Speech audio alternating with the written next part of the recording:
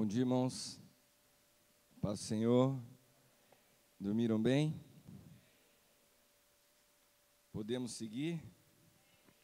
Hoje nós vamos falar sobre transição apostólica. Amém? Por que essa é a última palavra da Conferência 5? Porque não é o caso dessa casa que já tem caminhado nos 5 ministérios, mas imaginando que é uma conferência para servir ao corpo de Cristo. E nós chegamos numa igreja que não conhece nada de 5 ministérios e ouve tudo que vocês ouviram. Se a gente não chega no final com uma palavra, como que você faz essa transição para os 5 ministérios, você joga uma bomba na igreja e não ensina como resolver. Então essa palavra, ela, principalmente quando nós chegamos numa casa que está começando, essa palavra é bastante importante para entender como se faz a transição. Para vocês também se torna importante, porque vocês estão no meio dessa transição. Então é importante que vocês compreendam o que é ser transicionado, o que é mudar de algo. Não necessariamente quando você sai de um modelo e vai para um outro, você está dizendo que o modelo antigo é ruim e o novo é bom. Só que são necessárias transições, e Deus transiciona todos os tempos pessoas ao longo da história. Ontem eu falei de Moisés. Moisés foi transicionado de uma visão. Por um tempo foi importante para ele estar cuidando daquelas ovelhas, mas para Deus era necessário que ele ampliasse a sua visão para cuidar de um povo. Então Deus transiciona Moisés, e da mesma forma Deus faz com Davi. Interessante que Davi era um pastor de ovelhas, o instrumento que ele tinha era um cajado. Para cuidar de ovelhas era suficiente, mas Deus queria que ele fosse um rei.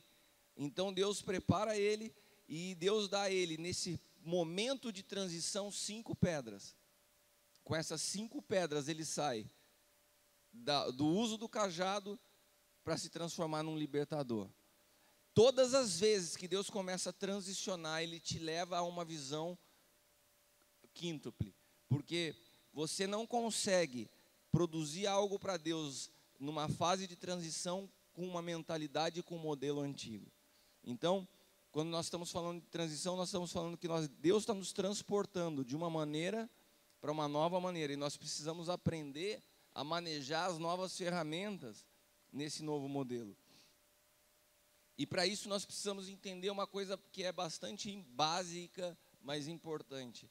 A diferença de você obter conhecimento e de você ter sabedoria. Tem muitas pessoas hoje em dia, e hoje nós estamos na geração com maior facilidade de acesso a conhecimento.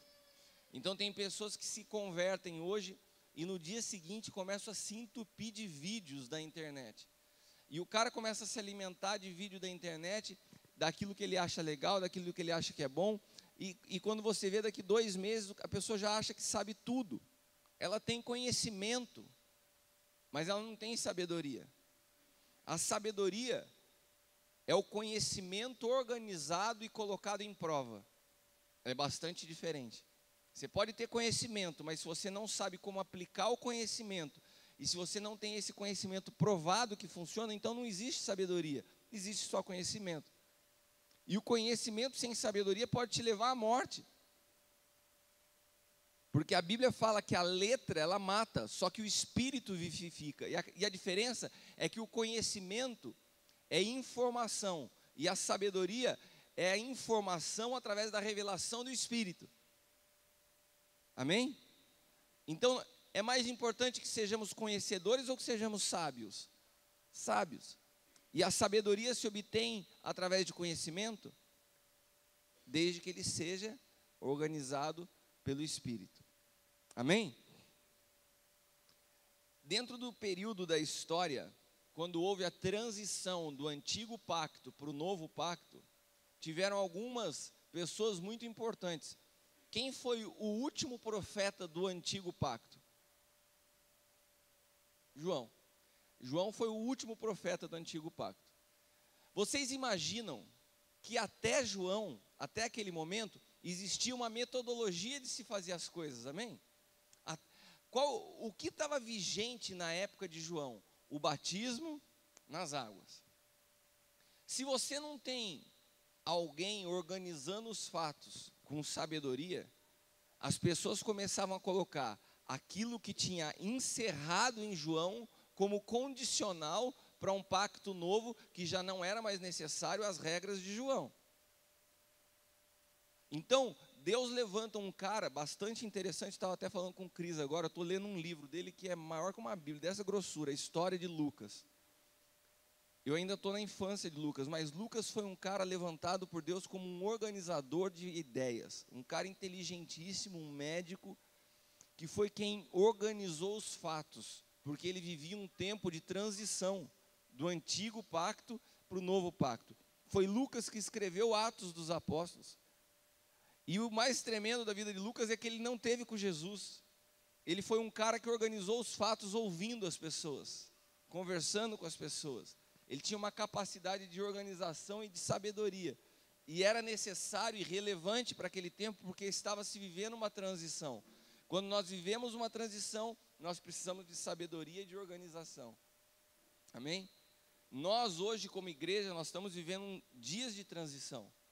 Nós estamos sendo restaurados ao modelo da igreja fundamentada nos cinco ministérios.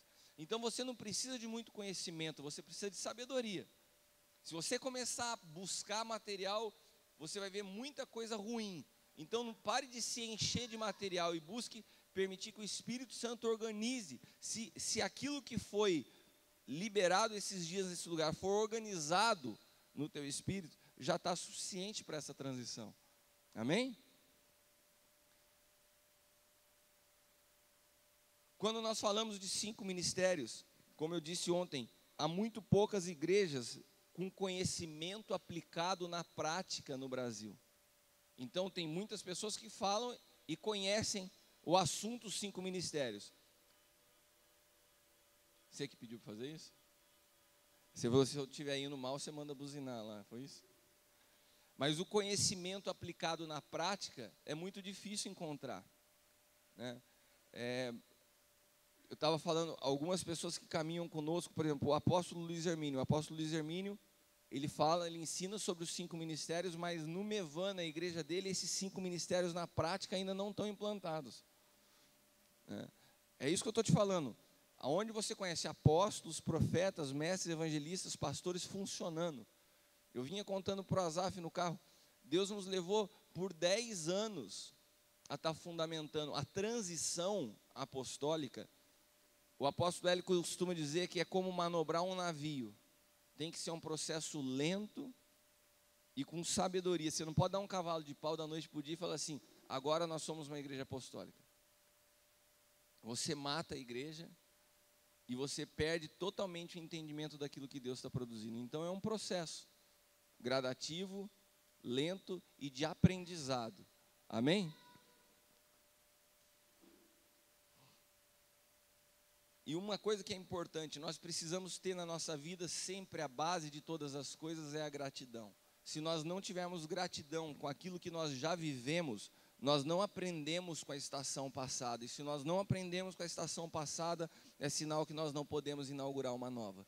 Se você acha que você vai entrar num modelo apostólico, chutando o balde do que você viveu até aqui, fala assim, cara, graças a Deus agora eu entendi, porque aquilo lá era um lixo mesmo. Pessoas que vêm assim com esse espírito de revolta, elas não estão prontas para viver algo novo de Deus. Elas não estão prontas para serem colocadas por Deus numa nova estação. Deus só lança você para uma nova estação quando há no teu espírito gratidão pela estação que se viveu. Se hoje Deus tem me permitido viver o que eu tenho vivido, é porque em todo o tempo que eu tive, até no modelo religioso, eu fui grato por aquilo, foi necessário, foi importante, foi o que me formou. Então, eu não me torno um crítico de um modelo passado, eu sou grato por um modelo antigo, mas ele serviu por um tempo, agora ele não serve mais. Amém? Por que num momento tão crucial da história, Jesus não se revelou primeiro, se ele estava trazendo algo novo, se ele estava trazendo um vinho novo, por que ele não se revelou aos doutores da lei? Por que ele não se revelou primeiramente a homens como Nicodemos? Por que ele chamou, por que Nicodemos não foi um dos apóstolos dele? Por que ele chamou homens sem nenhum conhecimento? Por que ele chamou homens completamente incultos para participar dessa transição histórica que marcou a história, que até hoje nós estamos falando disso e aprendendo disso? Por que ele chamou Pedro? Por que ele chamou João? O que você vê de característica nesses homens para eles terem sido chamados para um período de transição da história, do modelo do antigo pacto para o novo pacto? Existe uma característica comum a esses homens, vocês sabem? Esses homens não tinham nada a perder. Pedro era ninguém. João era um moleque de 16 anos de idade. Pedro era um pescador. Nicodemos tinha um prestígio. Os doutores da lei tinham as suas sinagogas, né? Mas quando você vai estabelecer uma transição, ou Deus chama homens que não têm nada a perder, ou Deus chama homens que estão dispostos a perder tudo. Eu vou te falar uma coisa. Por que grandes igrejas têm dificuldade de se sujeitar ao modelo apostólico? E muitos deles sabem que essa é a realidade, a vontade e o projeto de Deus para a igreja. Porque eles têm muito a perder. Porque tem uma igreja, tem uma estrutura, tem pessoas. E quando você se sujeita mais às pessoas do que ao Senhor, ele já deixou de ser o Senhor da igreja há muito tempo. O compromisso de alguém que conduz um povo é com o Senhor desse povo e não com o povo. Se Moisés fosse todos os momentos fazer o que o povo queria, ele não conseguiria produzir o que Deus queria que ele produzisse. Então, dentro de uma transição, nós precisamos estar dispostos a perder o que é necessário perder para transicionar do ponto que nós estamos para onde Deus quer nos levar. E muitas vezes isso vai ser necessário abalar as coisas que podem ser abaladas. Tudo que é externo, isso Deus abala para que você possa ser transicionado. E dentro desse processo de transição, é onde se encontra a trajetória que Jesus deixou descrita para a gente. Morte, sepultamento e ressurreição. Se você quer experimentar a vida com Cristo, você primeiro experimenta a morte com Cristo. Depois que você experimenta a morte com Cristo, você experimenta ser sepultado com Cristo. Depois que você é sepultado com Cristo, então você ressuscita com Ele. Daí você pode dizer, não vivo mais eu, mas Cristo vive em mim. Enquanto você não experimentou a morte do teu eu, do teu jeito, da tua vontade, da tua maneira de ver, enquanto você não for sepultado, o que é sepultado? Você sepultar, a palavra sepultar significa ser apartado da vista. Eu não sou mais visto. A sua vida passa a não ter mais importância, não é o que as pessoas veem em você. Quando Deus olha para você, Ele já não olha mais você, Ele olha Cristo em você. Para você chegar nesse ponto, você tem que ser sepultado. E daí sim, quando já não está mais em jogo a minha vida, meu ponto de vista, a minha opinião, o meu jeito, daí o Senhor assumiu o controle da minha vida.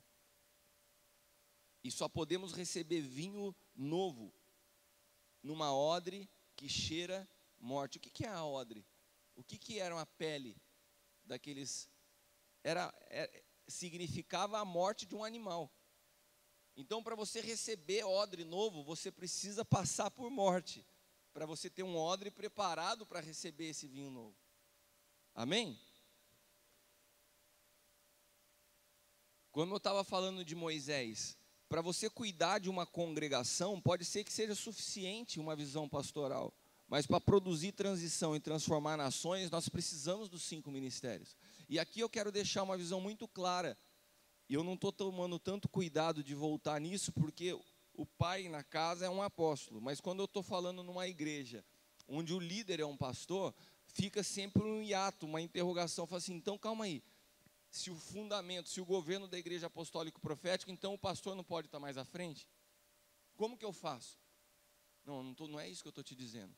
O que eu estou te dizendo é que nós precisamos, como igreja, estarmos fundamentados em fundamento apostólico e profético, que a visão da igreja tem que ser apostólica e profética. Então, se você é pastor e está à frente de uma igreja, você precisa ser transicionado para uma visão apostólica. Não necessariamente você vai ser um apóstolo, mas a tua visão tem que ser uma visão apostólica, para que você possa de fato estabelecer governo. E como que você faz? Você se se sujeita a esse rio, você deixa que Deus assuma o controle, você começa a caminhar com o apóstolo, você começa a ser impartido por outras pessoas, para que você possa ter uma visão apostólica. Amém? Está claro? A unção apostólica e profética, ela produz em meses o que não se produziu em anos. Porque a unção apostólica e profética, ela produz algo que é radical, ela produz rompimento. Eu me lembro quando nós começamos a transicionar na igreja, nós tínhamos recebido um profeta, o Jaime Chaves. E nós estávamos exatamente nesse momento transicionando a igreja para o apostólico e profético. E ele começou a ministrar numa noite, e quando ele ministrou, a igreja estava cheia, de repente, de 1000 pessoas caíram para 500, no meio da pregação dele. O pessoal começou a ir embora. De repente eu olhei e tinha 200 pessoas. Eu falei, meu Deus do céu. E ele levantou e falou assim, apóstolo L, eu quero te dizer uma coisa, esse povo que está aqui é tudo ovelha. Ninguém é teu filho, ninguém te ama, vai todo mundo sair. Você vai começar a igreja de novo. E aquele homem falou isso, não passaram-se meses. E nós saímos de uma igreja de 1000 pessoas para 200 pessoas. Porque nós estávamos caminhando no modelo apostólico profético que as pessoas não entendiam. Era tanta religiosidade que não se entendia.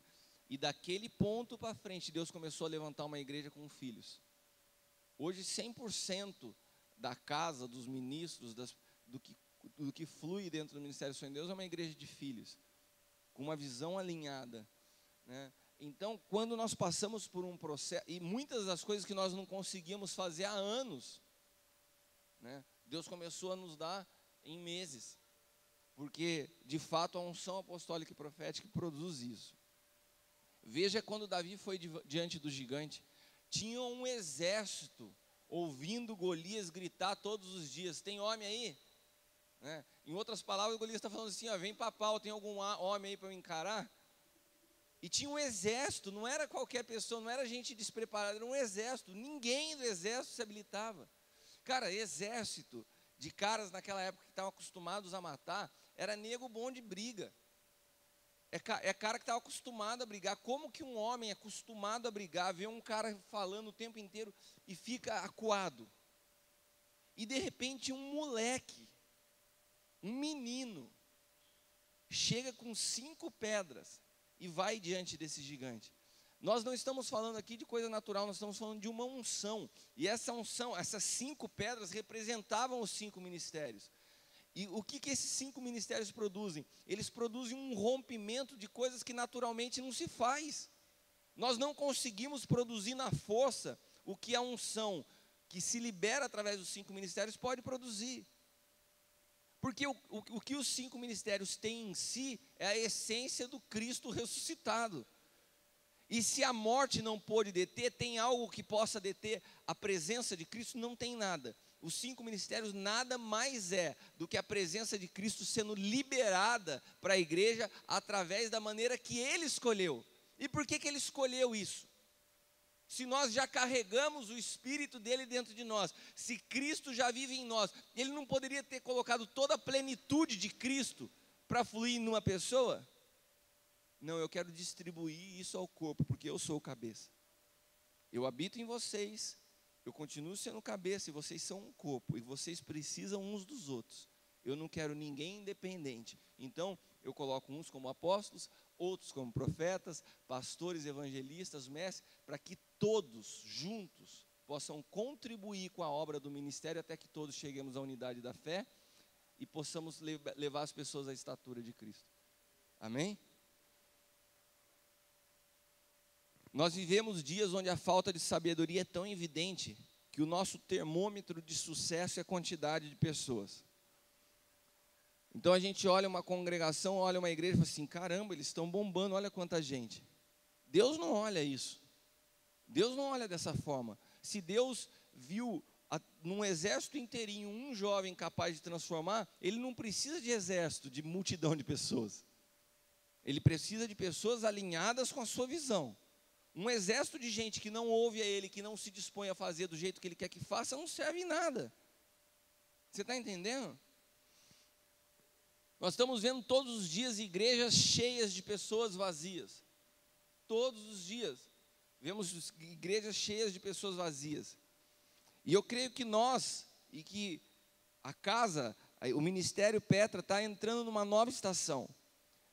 Não só do crescimento numérico, que vai vir e que já está vindo, mas de um amadurecimento, de um alinhamento de visão, para que vocês possam ser mais efetivos naquilo que Deus chamou vocês a fazerem. Como eu disse, aquilo que foi bom numa estação passada, não, eu não disse isso ainda, eu vou dizer agora. Aquilo que foi bom numa estação passada, pode ser o que te deixa fora dos planos de Deus de uma nova estação. Eu vou repetir isso e vou te dar um fundamento bíblico. Aquilo que foi bom numa estação passada, pode ser o que te tira do propósito de Deus na estação seguinte. Então você pode chegar para o apóstolo Cristo e falar assim: apóstolo, mas a gente fazia isso, era tão legal, era tão gostoso. Ele falou: não, irmão, acabou esse tempo, não tem mais. Não, mas eu quero isso. Não tem mais. E daí, de repente, quando você vê, aquilo começou a ser a pedra de tropeço, porque não tem mais algo que você gostava que tinha no passado. Uma pergunta para você, teológica: quem foi o apóstolo dos gentios? Quem foi o apóstolo dos gentios? Quem Deus chamou como apóstolo aos gentios? Pedro, não foi Paulo. Deus chamou como apóstolo aos gentios Pedro. Pedro foi chamado para ir aos gentios. E Pedro relutava com aquilo, porque ele estava preso no antigo pacto. Pedro ainda não tinha entendido que tinha virado a chavinha. E Deus tinha falado: vai lá. Não vou lá. Vai lá na casa de Cornélio. Não vou. Daí ele dá uma visão dos animais descendo do alto. Olha, mata. Não vou matar e comer, Senhor, isso é impuro. Não chama impuro que eu purifiquei. Daí Pedro vai. Teimoso, inconformado, questionando a Deus. Ele estava preso aonde? Numa estrutura passada. E ele estava no meio de uma transição, preste atenção nisso. Ele foi meio que empurrado à força pelo Espírito Santo. Não chame impuro que eu já purifiquei. Pedro não estava conseguindo entender que ele estava entrando numa nova estação, que tinha se estabelecido um novo pacto. Ele estava preso à estrutura passada. Daí quando você vê Pedro nessa estrutura, viver nesse momento, o que aconteceu em Pentecostes? Quem que se levanta para falar em Pentecostes? O Pedro, com a estrutura da sua mente presa onde? No antigo pacto. Daí quando as coisas começam a acontecer, Pedro tenta explicar o que está acontecendo para a galera com uma mentalidade presa no antigo pacto. E o pessoal pergunta: o que é isso? Está todo mundo embriagado? E daí Pedro, eu vou ler para vocês, Atos, capítulo 2, versículos 37 e 38. E ouvindo isto, compungiram-se em seu coração e perguntaram a Pedro e aos demais apóstolos: que faremos, homens e irmãos? O que a gente faz com essa multidão tal? Ele tinha acabado de falar, né, que eles não estavam embriagados, que eles estavam cheios do Espírito Santo. Disse-lhes Pedro, olha o que Pedro fala: meu irmão, imagina que nós estamos falando de uma realidade já de novo pacto. Cristo já tinha estabelecido a aliança, o Espírito Santo já tinha descido.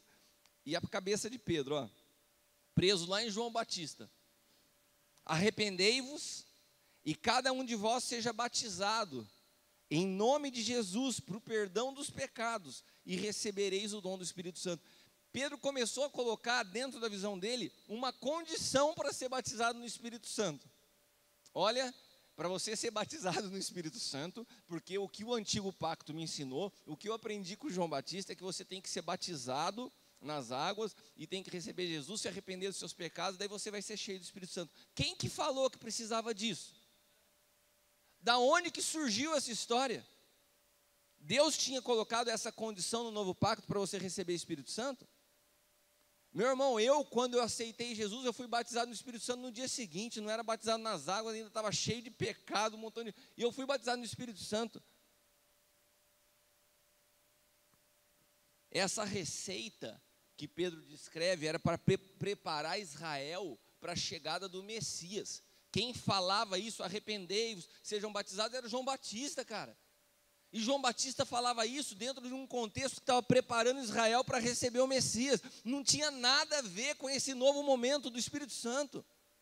Mas ele ainda não tinha transicionado a mente, ele começou a colocar a condição passada. O apóstolo levantado por Deus para ir aos gentios não conseguiu entender o seu chamado porque ele estava preso com a mentalidade de João Batista. Ele não entendia a estação que ele estava vivendo. Então essa receita era para preparar Israel para a chegada do Messias, fazia parte de uma estação antiga e não da nova. E ele tenta reproduzir essa condição para Cornélio também. E no meio do discurso que ele está tendo com Cornélio, assim como ele falou lá em Pentecostes, ele começa a falar para Cornélio assim: olha galera, vocês são gentios, vocês precisam aí se arrepender dos seus pecados, ser batizados em água. Naquele momento, diz que o Espírito Santo veio, interrompeu o discurso de Pedro e tomou todo mundo e batizou os caras. É como se Deus falasse assim: cara, fica quieto, você não entendeu nada. Não tem Deus, na cara dura, desqualificou tudo que Pedro estava falando. Pedro estava falando assim: precisa disso, o Espírito Santo entrou no meio e falou: não precisa nada disso, pode ser batizado todo mundo. Você sabe uma das coisas que acontece numa transição, quando você não se sujeita à vontade de Deus, o próprio Deus te desqualifica. Não é do teu jeito, é do meu. Eu sou o Senhor da igreja, não é você. Vamos ver na Bíblia, Atos capítulo 10. Abra sua Bíblia em Atos capítulo 10, versículos do 44 ao 47.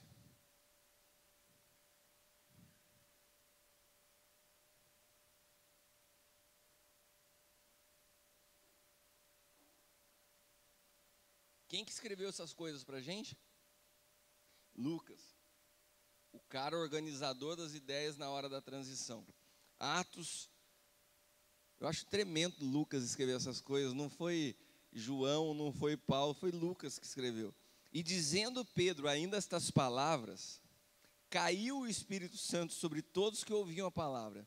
Os fiéis que eram da circuncisão, todos quando tinham vindo com Pedro, maravilharam-se de que o dom do Espírito Santo se derramasse também sobre os gentios, porque os ouviam falar em línguas e magnificar a Deus. Respondeu então Pedro: pode alguém porventura recusar a água para que não sejam batizados estes que também receberam como nós o Espírito Santo?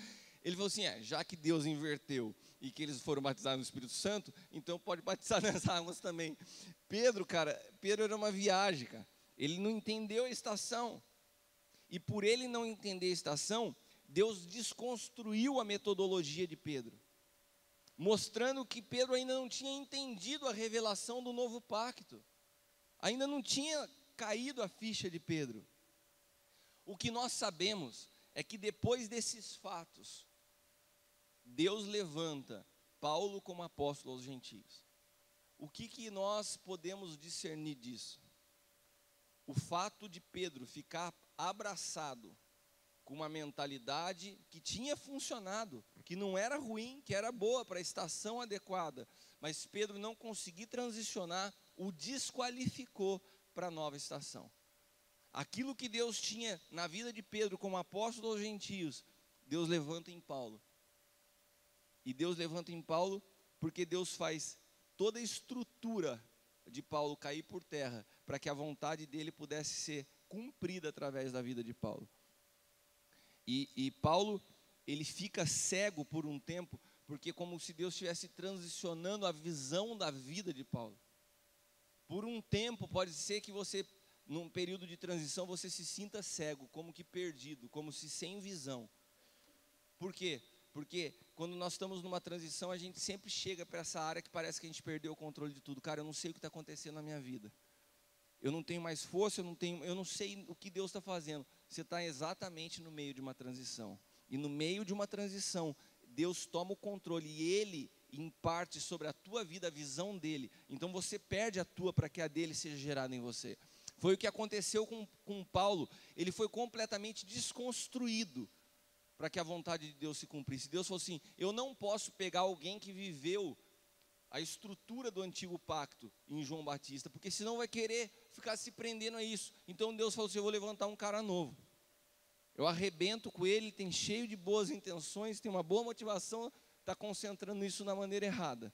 E Deus levanta Paulo como apóstolo aos gentios. Ou seja, preste atenção nisso, nossas estruturas, nosso sucesso em algo. Quantos creem que João Batista foi bem sucedido no preparar do caminho ao Senhor? Foi bem sucedido. O nosso sucesso e até mesmo a aprovação das pessoas numa estação passada podem nos atrapalhar num processo de transição. Nossa, você fez isso tão legal, até hoje deu tão certo, por que vai mudar? Vou mudar porque Deus falou para mudar.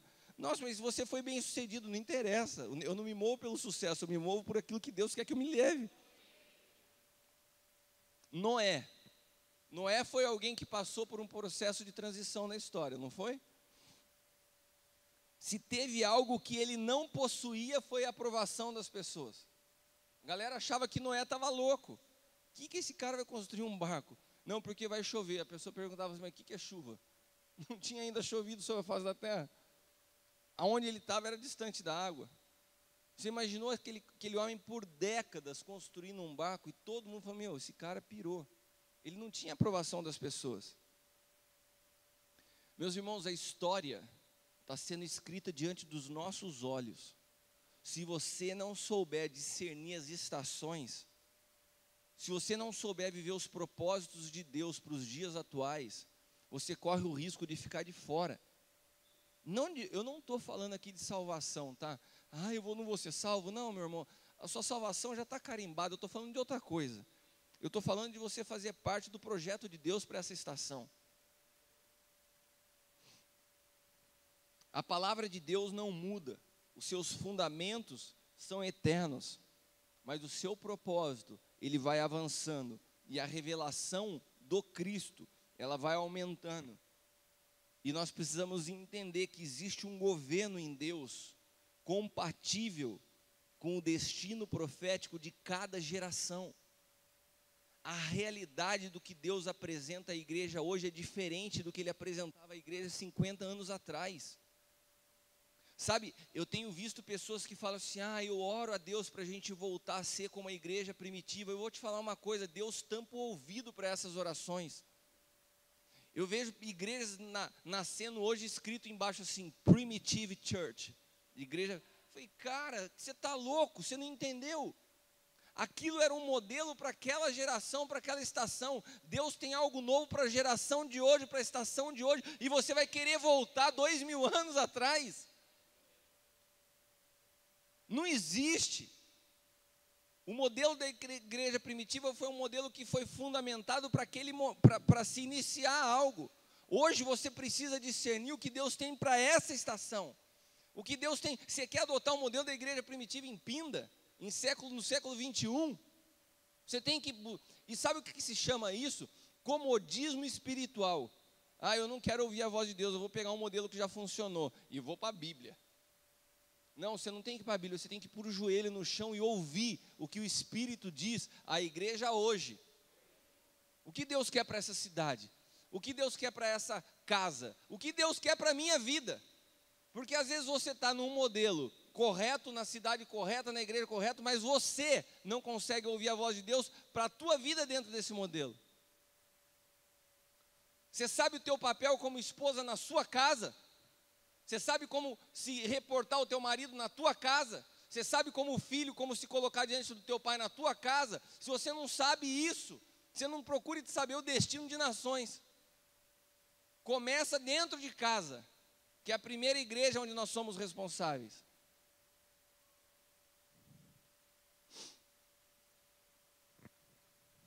O grande tema da Bíblia não é salvação. Enquanto você está preocupado, você vai para o céu, o Senhor olha para o seu o tempo todo e fala: cara, Jesus já morreu, já ressuscitou, eu já garanti tua salvação, eu estou querendo manifestar o meu governo sobre a face da terra. O grande tema da Bíblia não é salvação, é governo. E só podemos, como igreja, sermos efetivos como governo de Deus, se nós estamos atualizados com a estação que vivemos. E todo governo de Deus começa com o governo de você mesmo. Você tem o governo da tua vida, você tem o governo da tua língua. Quando você está nervoso, quando você está irritado ou irritada, você governa o que você fala. Você sabe que isso produz mais destruição dentro de uma igreja do que o inferno, o centro de Umbanda, a macumba. É a língua de crente. Pessoas que machucam umas às outras com as palavras. Se você não tem o governo da tua língua, meu irmão, não vem falar de governo de igreja. O primeiro governo que você tem que estabelecer é sobre a sua vida. Pastores ferindo pastores, esposas ferindo esposos, maridos ferindo esposas. Através da língua, não tem o governo. Eu estou nervoso, eu me irei, eu me irritei. Meu irmão, você controla a sua vida. Assuma o governo da tua vida. Permita que o Espírito Santo governe a tua alma. Porque se o Espírito Santo não governa a tua alma, você não está apto a governar nada para Deus. Nada. Não pense em fazer nada da sua vida, se o Espírito Santo não assumir o controle da tua alma. Salvação é só o primeiro passo. O que adianta uma pessoa ser salva se ela não ocupa o seu papel no governo desse mundo? Você vai querer governar onde? No céu? Vai governar no céu, meu irmão? Você vai ser mais que o Pai, o Filho e o Espírito Santo? Deus te levantou para estabelecer governo na terra. E para você estabelecer um governo na terra, você tem que estar alinhado com o projeto de Deus para essa estação e permitindo que Ele comece a governar primeiramente a sua vida. Os religiosos acham que quando a gente fala de governo, a gente está falando de ter bancada evangélica lá no Planalto. Isso não está errado. Nós precisamos de homens de Deus na política. Mas é muito mais do que isso que eu estou tentando explicar. Eu estou falando de cumprir um propósito de Deus alinhado com a história. Discernir a estação que nós estamos vivendo. Alguém aqui gosta de ir no cinema? Eu gosto muito de ver filme. E pior coisa que tem é você chegar no cinema quando o filme já começou. Chegar atrasado. Daí você fica tentando se situar na história. E pior do que você chegar no cinema atrasado é quando você está assistindo. Cara, isso acontece comigo todos os finais de semana. Eu paro para ver um filme. Daí eu falo, Leila, você não quer vir ver comigo? Você, não, amor, estou aqui e tal. Daí eu começo a curtir, o negócio está ficando bom. Quando estou com 1 hora de filme, ela chega. Nossa, mas quem que é esse cara? E quem que é essa mulher? O que ela está fazendo? Cara, ela fica tentando descobrir o filme no meio do filme. Eu falei, você chegou no meio, cara. Eu vou parar agora, vou te contar toda a história para você tentar. Você chegou no meio da história, cara. Deixa eu te contar uma coisa, meu irmão. Nós chegamos nesse mundo no meio da história. O filme já estava rodando. Você não pensa que você chegou e que a coisa começou com você. Tem gente hoje levantando igreja que acha que o cara está arrebentando porque ele está começando. Cara, a história já estava rodando. Tem pastor que acha que está abafando porque tem igreja de 10 mil pessoas. O cara acha, eu tô inventando a pólvora. Não, esse filme já está rodando faz tempo, cara. E sabe o que você está parecendo? Quando você acha isso, está parecendo a Leila chegando para mim no filme. Nossa, caramba, e isso e aquilo. Sabe o que você tem que fazer? O que nós temos que fazer no momento que nós estamos vivendo? Parar e ouvir, Senhor, o que estava sendo construído até aqui? O que o Senhor tem para frente? Como que eu conecto aqui com o que vai vir lá? E o meu papel nesse momento da história, é isso que é relevante. Como que eu conecto o que estava acontecendo com o que vai acontecer? A geração passada com a geração que eu não vou ver, mas que vai prosseguir com a tua obra. Como que o meu papel pode ser importante para isso? Daí você se torna uma igreja relevante. Daí você cumpre um papel no reino de Deus. E não um papel egoísta com uma visão limitada daquilo que você está fazendo agora no meio do filme andando, meu irmão. É o cara que chega. Você já viu pessoa que está com tosse? O cara acordou morrendo de tosse e falou assim, vou no cinema. É esse cara. O cara está com tosse e vai no cinema. Ele chega, está todo mundo vendo o filme, ele não para de tossir, entra no meio do filme, compra pipoca e acha que é o cara. Você está atrapalhando, você não está ajudando. Eu queria te fazer uma pergunta. Quando você acha que você é livre? Hoje nós temos bandas com esse nome. Hoje as pessoas falam de ser livre. O que é ser livre para você? É pegar uma moto e ir para a estrada de Campos do Jordão, tirar uma foto, uma selfie. Sou livre. Propaganda de moto é muito assim, né? De cigarro, então, o cara mora escravo do capeta com aquele negócio na boca e parece o cara andando de moto. Na minha época, propaganda de cigarro era tudo assim, né? Sou livre, né? Tinha um cigarro que era Hollywood, pensava o cara andando de moto, de cavalo, cavalgando no campo, fumando cigarro. Devia mostrar a foto do pulmão do nego preto, aquele cheiro fedido de cigarro. Quando você acha que você é livre? Tem pessoas, principalmente jovens, quando eu vou aconselhar, falam assim, não, eu sou livre. Por quê? Porque eu faço o que eu quero. Ninguém manda em mim. Isso quer ser livre? Quando você faz o que você quer, você é o maior escravo do diabo que você pode imaginar. Porque ser livre não é fazer o que quer. Ser livre é fazer o que tem que ser feito. Quando eu faço o que deve ser feito, o que foi designado por Deus para a minha vida antes da fundação do mundo, eu sou livre, não tem nada me escravizando. Quando eu faço o que eu quero, eu estou atendendo um desejo da minha alma. E a minha alma é o único lugar na minha vida que o diabo pode tocar. Ele toca na alma. Você sabia que a mulher na Bíblia, ela simboliza a alma?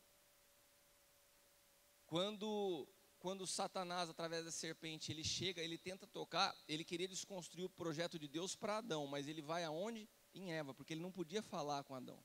Adão representa o espírito. E Eva representa a alma. Satanás nunca vai falar no teu espírito, porque o espírito pertence a Deus. Satanás sempre vai falar na alma. Então ele vai para Eva. Então a nossa alma é o lugar sempre que está vulnerável. Por isso que ela tem que estar controlada pelo espírito. As pessoas que não têm o controle da língua, que não têm o controle das emoções, elas são governadas pela alma e não pelo espírito. Os casamentos são desfeitos porque as pessoas são governadas pela alma e não pelo espírito. E toda pessoa governada pela alma, ela acha que é livre, porque ela fala o que ela quer. Mas ela está sendo governada pela alma, influenciada pelo diabo. E o diabo, ele sempre vai te levar para a área que ele tem domínio, o campo que ele tem controle. Eu costumo sempre usar esse exemplo quando eu falo dessa atuação do diabo. Vocês já assistiram Animal Planet? Alguém aqui já viu crocodilo caçando? Já viu como que é? O crocodilo, ele fica dentro do rio. Ele é rápido e ágil pra caramba dentro do rio. Fora ele é lento. Então o que ele fica? Ele fica embaixo d'água, só o olhinho para cima e fica na beiradinha do rio. Daí chega lá uma zebra, chega um animal para beber água. Ele sai, dá o bote, puxa para dentro do rio, que é o seu habitat natural, e começa a rodar com a presa, até que ela vai se asfixiando, morrendo. Daí ele traz a presa do ambiente que ela está para o ambiente onde ele tem força. Satanás, ele age da mesma maneira. Ele tem que te arrancar do ambiente onde ele não pode agir, que é o espírito, e te trazer para onde ele tem domínio, que é a tua alma, que é nas tuas emoções. Quando ele permite que a tua vida seja conduzida na tua alma, e a alma, ela é cheia, é onde residem as suas memórias, as memórias olfativas, as memórias gustativas, sabe, aquele perfume do teu passado, que lembra o antigo namorado, aquele cheiro da sua mãe fazendo comida, e que a sua esposa não faz igual, essas coisas horrorosas de gente almática, é tudo aonde o diabo atua. É a maneira que ele tem de te controlar. As pessoas conduzidas pela alma são pessoas conduzidas pelos 5 sentidos. E os 5 sentidos escravizam a pessoa. Nós não somos chamados por Deus para sermos controlados pelos 5 sentidos. Nós somos chamados por Deus para sermos guiados pelo seu Espírito. Você veja a experiência de Jesus com Marta e com Maria. Quando Lázaro morreu, ele chega diante daquela situação num cenário caótico de morte. Marta vai correndo na sua direção e fala: Senhor, se o Senhor tivesse chegado antes, meu irmão não tinha morrido. E daí ele fala assim: teu irmão vai ressuscitar. Quem falou para ela que ia ressuscitar? Jesus. Jesus falou: teu irmão vai ressuscitar. Você acha que receber uma palavra de Jesus era algo pouco? O próprio Senhor falou: teu irmão vai ressuscitar. Beleza, ela ouviu a palavra de Deus: teu irmão vai ressuscitar. Passaram-se alguns minutos, eles foram para perto do sepulcro. Um momento que emociona o próprio Senhor, ele chega a chorar. Pela primeira vez você vê na Bíblia, Jesus chorou. E daí ele olha para o sepulcro, olha aquele cenário, fala assim: por favor, tirem a pedra. A mesma Marta, que tinha ouvido Jesus falar: seu irmão vai ressuscitar, ela fala o seguinte: Senhor, mas já cheira mal. O que era mais forte na vida de Marta? O governo dos 5 sentidos ou o governo do Espírito? A palavra de Deus ou o cheiro de morte? Todos nós que não somos guiados pelo Espírito, nós somos controlados pelos 5 sentidos. Por aquilo que vemos, por aquilo que ouvimos, por aquilo que sentimos. Porque é onde o diabo consegue governar a tua alma. Ai, mas eu quero, mas não fez do jeito que eu queria. Ah, mas eu pensei, mas eu me lembrei do meu passado, porque fulano de tal. Cara, isso é tudo alma. Ou você ouve a voz do Espírito, ou as circunstâncias e situações da vida vão continuar te deixando escravos de uma realidade. E por que eu estou falando isso? Porque no momento de transição, onde Deus está te arrancando de uma visão, de uma posição, de uma estrutura para algo novo, você precisa ser liberto do governo da alma.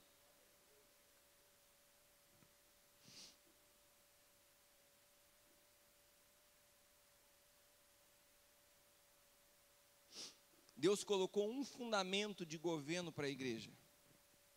E esse fundamento de governo para a igreja é apostólico e profético. Isso tem que ficar muito claro. E nós estamos caminhando para isso como igreja. Como Petra, vocês estão caminhando para isso. E sabe como nós, se você ler 1 Coríntios 12, 27 e 28, diz assim: vós sois o corpo de Cristo, seus membros em particular. E a uns Deus pôs na igreja, primeiramente apóstolos, em segundo lugar profetas, doutores, milagres, dons de cura, socorro, governo e variedade de línguas. Esse texto de Paulo aos Coríntios está falando do governo da igreja. O governo da igreja apostólico e profético. Deus explica isso de maneira clara através da Escritura. E sabe como nós ainda hoje insistimos em começar uma igreja? Você sabe como se começa a igreja hoje no Brasil? Ah, eu já tenho um grupo de amigos. Compra uma cadeira, aluga um prédio, vamos começar uma igreja. A igreja não começa com prédio alugado, com cadeira. A igreja começa com fundamento apostólico e profético. Se você não tem um fundamento apostólico e profético, não tem igreja. Agora a gente acha que um ajuntamento de amigos, uma cadeira e um prédio alugado é uma igreja. Diante de Deus, a igreja começa por um fundamento. Primeiramente, apóstolos, profetas. Daí você vai acrescentando pessoas e pode se reunir num lugar. A gente quer começar as coisas tudo diferente. E por que a igreja perdeu isso? Porque não se começa uma igreja através de uma unção apostólica do envio. Eu vou te enviar para começar uma obra. Não, normalmente começa-se igreja no Brasil assim: ah, eu estou chateado com a visão do líder, eu vou começar meu ministério.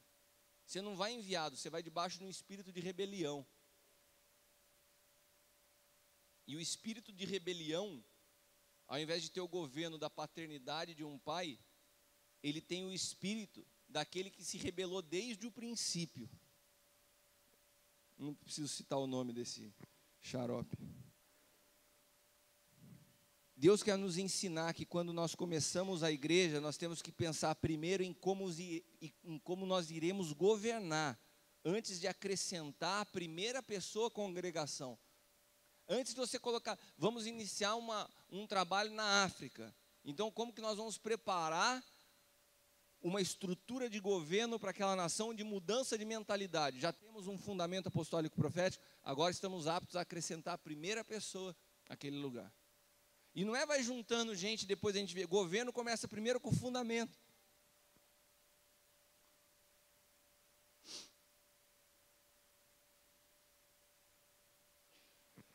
Quando nós falamos de governo, nós precisamos entender a diferença do que é paternidade, os termos que se usam como paternidade, como cobertura espiritual, dentro desse processo de transição apostólica. Porque o primeiro passo de Deus é colocar em ordem a sua vida. Quando as pessoas que buscam paternidade comigo, tem gente que fica louca, porque vem com uma estrutura e quer sentar comigo e conversar de igreja, fala, cara, eu não sou pai da igreja, eu sou pai da sua vida. Você não tem que ficar falando para mim, me fala como que está teu coração, me fala como que está a tua vida. Tinha cara que chegava segunda-feira comigo, ia conversar, ficava pregando para mim a palavra de domingo. Eu falei, cara, eu já aceitei Jesus, pode deixar. Não precisa pregar para mim o que você pregou domingo para a igreja. Me fala como que está a tua vida com a tua esposa. Daí murchava. Porque a paternidade não é sobre a igreja, a paternidade é sobre a pessoa. Porque a paternidade não é cobertura, a paternidade é fundamento. Eu tenho que lançar os meus filhos e não tenho que ser uma estrutura que oprime meus filhos. A igreja foi preparada por Cristo para ir, e nós transformamos a igreja num lugar para vir. Porque se saiu essa unção apostólica. Então, ao invés de enviar pessoas, nós queremos que as pessoas venham. E eu creio que nós estamos entrando num tempo bastante interessante. Um tempo bem emocionante da história. Nós estamos vendo diante dos nossos olhos uma reforma apostólica e profética acontecendo. Eu fico profundamente empolgado com esse momento que nós estamos vivendo da história. De estarmos participando disso tudo. Diante dos nossos olhos, um montão de coisas acontecendo. Né? Quando eu sento junto com o Cris, com o Paulo, com pessoas, com o apóstolo Eli e com outros filhos, a gente senta junto e começa a falar do que Deus tem para produzir nessa geração e como nós podemos contribuir com isso. Cara, é maravilhoso, é como se eu entrasse na história de Atos e estivesse vendo Paulo escrevendo mais um capítulo, Lucas escrevendo mais um capítulo da história, da qual eu faço parte, da qual você faz parte, e você precisa entender isso, qual é o teu papel nesse momento.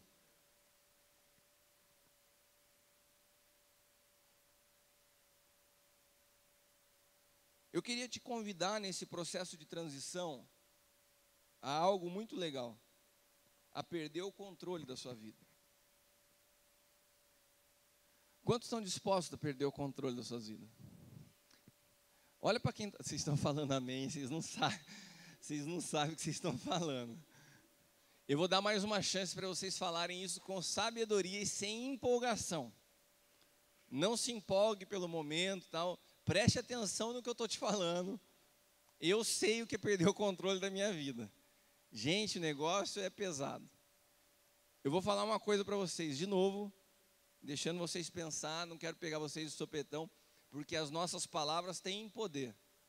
Amém? Se você falar amém a isso, fala assim, eu quero, você está dando um documento assinado para o Senhor, fala assim, pode cumprir essa palavra aí na minha vida que Ele está falando aí. Então veja bem o que você vai falar. Quantos estão dispostos a perder o controle das suas vidas? Levante suas mãos. Você tem uma igreja de louco aqui.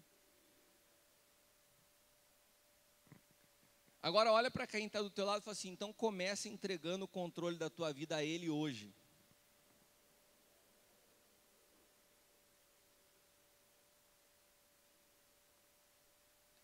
Amém? O controle da tua vida, o controle da igreja. Tem gente que, você estava falando de controle remoto, né? Tem gente que acha que a igreja é que nem televisão, né? O cara segura o controle remoto na mão. Não, eu que tenho homem tem muito disso, né? Quem tem o controle remoto tem o poder da casa. Sou eu, é o pai que está vendo aqui, dá o controle, né? E a gente vem para a igreja assim. O líder da igreja toma o controle remoto e às vezes o Espírito Santo falando assim, posso mudar aqui de canal, de estação? Não, o controle remoto é meu. Olha para quem está do lado e fala assim, entrega o controle remoto para o Senhor. Tem coisas que você já está fazendo no automático, cara. Tem coisas que você já está fazendo no mecânico. Larga esse controle aí, perde o controle, deixa ele tomar o controle da tua vida. Existem igrejas que se o Espírito Santo saísse da terra, essas igrejas não sentiriam sua ausência. Ou você ficou sabendo que o Espírito Santo foi embora, não está mais na terra? Não, nem percebi. Ele não faz falta nenhuma no culto. Pelo contrário, quando ele vinha, a gente pedia para alguns diáconos pedir para ele ficar lá para fora, porque fazia uma bagunça, era oração em língua, aquela coisa. Então o Espírito Santo fora da igreja é melhor para mim. Porque estão presas aos seus métodos. Estão presas às suas estratégias. Não, aqui nós temos uma boa estratégia. Nós temos uma boa metodologia. Nós aprendemos com a igreja tal, com o apóstolo tal, com o papa tal. Pede para o Espírito Santo ficar lá para não atrapalhar.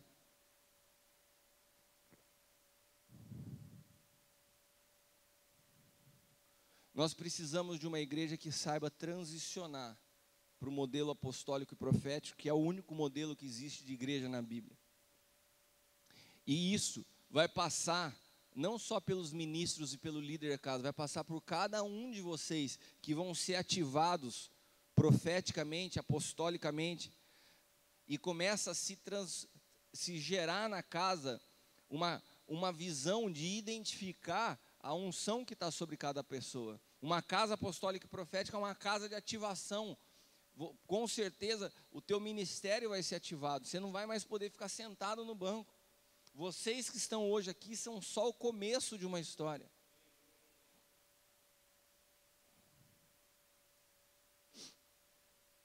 E uma das coisas que o ministério apostólico profético traz é a restauração da tua identidade em Deus. Eu contei ontem para vocês da minha experiência de consagração, né, de evangelista, pastor. Cara, como é tremendo você saber a tua identidade, quem você é em Deus. Eu vou te falar uma coisa, é isso que te preserva no meio dos dias difíceis. Eu sei quem eu sou. Eu sei quem eu sou. E uma das maneiras de eu saber quem eu sou é eliminando o que eu não sou. Uma das maneiras de você saber quem você é você eliminando o que você não é. E eu quero te dizer, eu não sou um pregador. Eu não sou um empresário. Eu não sou um evangélico. Eu sou alguém que um dia tive um encontro com Cristo e perdi a minha vida. Eu perdi a minha vida. E hoje eu sei e posso falar que eu não vivo mais por mim, mas Cristo vive em mim. A vida que eu levo hoje, eu vivo para obedecer a Ele. Então eu não estou preocupado com a minha reputação, eu não estou preocupado se você gosta ou não da minha palavra, eu não estou preocupado hoje na minha vida com a opinião das pessoas, eu não estou preocupado se eu agrado ou não agrado, eu não estou preocupado com nada disso. Porque eu sei quem eu sou e eu sei que Ele me ama e eu estou preocupado em agradar a Ele. E agradando a Ele, cumprindo a vontade dEle, eu transformo a realidade onde eu estou presente.